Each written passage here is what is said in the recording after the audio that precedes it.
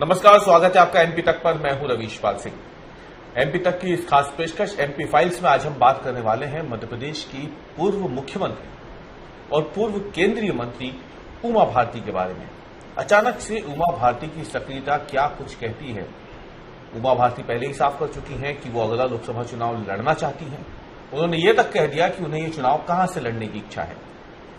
लेकिन अचानक से राजधानी में उनकी सक्रियता जो बढ़ी है उस पर भी आज हम चर्चा करेंगे और इस विश्लेषण के लिए हमारे साथ मौजूद है मध्य प्रदेश के बेहद वरिष्ठ पत्रकार रिजवान अहमद सिद्दीकी जी। रिजवान जी, कई मरतबा उमा जी को लेकर के हम चर्चा कर चुके हैं, लेकिन ये दूसरी मरतबा ऐसा हुआ है 20 सालों में जब उमा भारती प्रदेश भाजपा कार्यालय पहुंच गई हूं। जहां तक मुझे याद है जनवरी 2024-23 की बात थी, विधानसभा चुनाव का साल था, बैठक चल रही थी और अचानक से उमा भारती पहुंच जाती हैं। बड़ा विवाद हुआ था कि क्या हो गया, काफी स्पेकुलेशन लगी। हालांकि कुछ बहुत ज्यादा उससे उनके दौरे का वो फर्क नहीं हुआ था, लेकिन अचानक से कल फिर से उमा भारती बीजेपी कार्यालय पहुंच जाती हैं, हेमंत खंडेलवाल से मुलाकात करती हैं। उससे पहले वो मुख्यमंत्री डॉक्टर मोहन यादव से भी मिल चुकी थी। तो सबसे पहले तो मैं जानना चाहूंगा कि ये 20 सालों में दूसरी मर्तबा ये तस्वीर जो एकदम से भोपाल में देखने को मिली है भाजपा कार्यालय में उमा भारती का पहुंचना, ये क्या इसके मायने निकाले जा सकते हैं? ऋषि, जैसे कि उमा भारती से हम लोगों ने चर्चा की थी, उन्होंने बड़ी लंबी चौड़ी बहुत बड़ी प्रेस कॉन्फ्रेंस की थी। उन्होंने उनका जो सॉफ्ट कॉर्नर या जो उनका जिनके प्रति वो बड़ा स्नेह भाव रखती हैं, मुख्यमंत्री डॉक्टर मोहन यादव के बारे में भी उन्होंने वही व्यक्त किया था और प्रदेश अध्यक्ष हेमंत खंडेलवाल के बारे में भी। हेमंत खंडेलवाल के तो पिता के समय से अपनी घनिष्ठता, दोस्ती और उस परिवार के साथ बहुत उनका जो संपर्क संबंध रहा है उसके बारे में भी उन्होंने जिक्र किया था। और मोहन यादव को भी मेरा बहुत प्यारा भाई है, मेरा लाडला भाई, और इस तरह की बातें की थी। मुख्यमंत्री से मिली गौ संवर्धन को लेकर और फिर उसके बाद प्रदेश अध्यक्ष से भी मुलाकात हुई।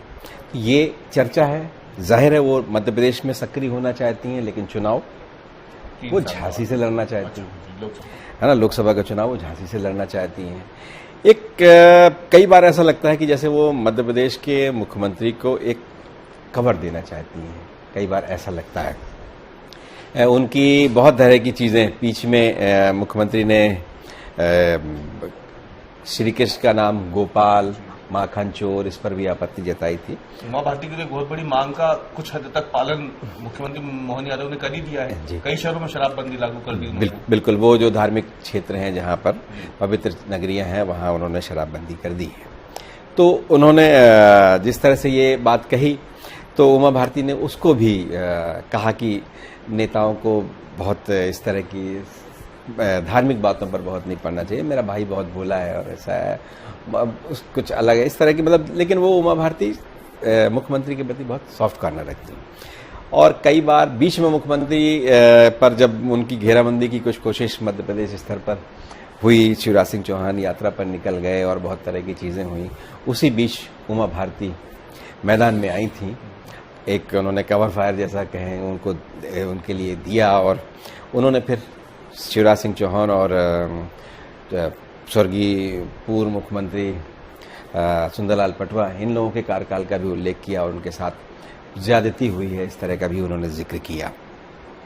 तो उमा भारती आज इत्तेफाक है कि आज रानी लक्ष्मीबाई का जन्मदिन है और रानी लक्ष्मीबाई का एक नारा था कि मैं अपनी झांसी नहीं छोड़ूंगी। तो उमा भारती की ऐलान तो तकरीबन इसी तरह से कर चुकी हैं कि मैं झांसी नहीं छोड़ूंगी, चुनाव लड़ूंगी तो वहीं से लड़ूंगी, इस तरह की बात कर चुकी हैं। और कई बार उमा भारती अपनी इन चीज़ों की वजह से अपना नुकसान भी करती हैं। कई बार वो बहुत कुछ ऐसा कह जाती हैं, फिर बाद में उससे लौट आती हैं।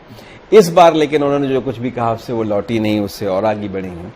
तो अब वो नए अंदाज में क्या करना चाहती हैं, गाय और गंगा के लिए वो काम करना चाहती हैं। गाय पर तो उन्होंने काम शुरू कर दिया है, अब झांसी जाना है, यूपी जाना है, तो गंगा पर भी वो काम करेंगी, कुछ ना कुछ करेंगी। इस पर भी बहुत चर्चा होने लगी। तो इसकी क्या वजह लग रही है आपको कि 2023 में वीडी शर्मा थे प्रदेश अध्यक्ष, 2025 में हेमंत खंडेलवाल है, इन दोनों के पहले भी 13 साल प्रदेश अध्यक्ष रहे, तब उमा भारती कभी बीजेपी कार्यालय नहीं गई? ऐसा क्यों? क्योंकि उमा भारती चाहती तो हेमंत खंडेलवाल से उनके घर मिल सकती थी या हेमंत खंडेलवाल को अपने घर भी बुला सकती थी। जैसे कि हम देखते हैं मुख्यमंत्री उनके घर जा चुके हैं, पूर्व मुख्यमंत्री उनके घर जा चुके हैं, नरोत्तम मिश्रा हो या तमाम बड़े चेहरे हों, उमा भारती से मिलने उनके घर जाते हैं। वो भाजपा कार्यालय जहां 20 सालों की अगर हम बात करें तो सिर्फ 2 ही बार ऐसी तस्वीर आई कि उमा भारती घर छोड़ करके वहां मिलने पहुंच गई। बिल्कुल, हेमंत खंडेलवाल उनसे मिलने गए थे। बिल्कुल। और इस बार उनकी बारी थी, वो हेमंत खंडेलवाल से मिलने चली गई। और उमा भारती को ये मालूम है कि चर्चाओं में कैसे आना होता है। कई बार चर्चाओं में विवादों के कारण भी आ जाती हैं, लेकिन उनको मालूम है चर्चाओं में कैसे आना होता है। और पीछे उन्होंने एक तरह से सक्रिय राजनीति से दूरी बना ली थी।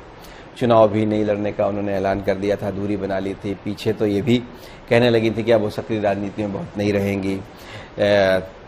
लेकिन इन्होंने ये भी साथ में कहा कि अगर वो नेता हैं सक्रिय, उसमें जब तक रहेंगी तब तक सक्रिय रहें, मतलब काम करेंगी, बीजेपी के लिए ही काम करेंगी।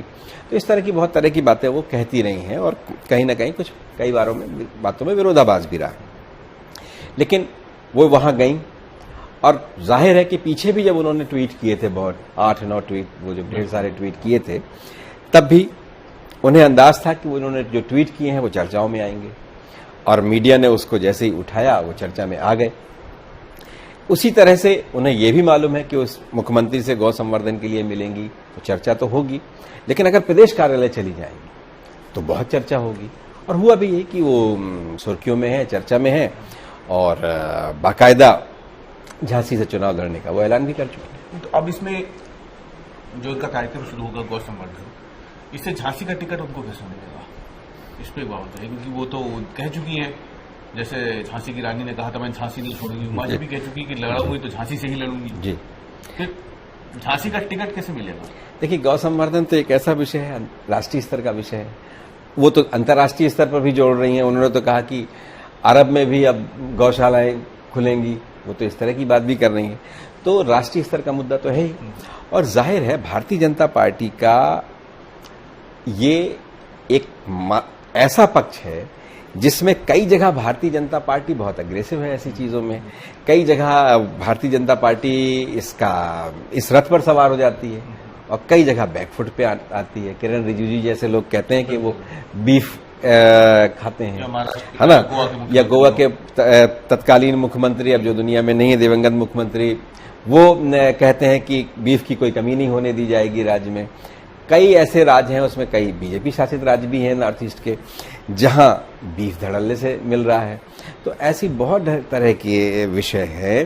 तो उमा भारती को ये तो आता है सियासत में दबाव कैसे बनाया जाए, चर्चा में कैसे आया जाए। तो जाहिर है गौ संवर्धन मध्य प्रदेश तक, बाबूलाल गौर जैसा हाल नहीं चाहती, मतलब बिल्कुल जी मध्य प्रदेश और उत्तर प्रदेश तक अगर गौ संवर्धन सीमित रहा, जहां उनका कार्य क्षेत्र रहा है, तब तो ठीक है। लेकिन अगर शंकराचार्य की तरह ये पूरे देश भर में यात्राएं शुरू हो गई और इस पर गौ संवर्धन पर पूरे देश भर में काम शुरू हो गया, तो जाहिर है कि केंद्रीय नेतृत्व के लिए कुछ न कुछ तो परेशानी और सहज करने वाली बात होगी। और जाहिर है बाबूलाल गौर भी चर्चा में तो रहते थे, वो भी आखिरी समय तक कमलनाथ की तारीफ कर देते थे, इसलिए कि बीच में उनकी टिकट कट जाएगी, इस तरह की जैसी चर्चा बहुत ज्यादा शुरू हुई, कमलनाथ की भी तारीफ कर देते थे और बहुत तरह की चीजें होती थी।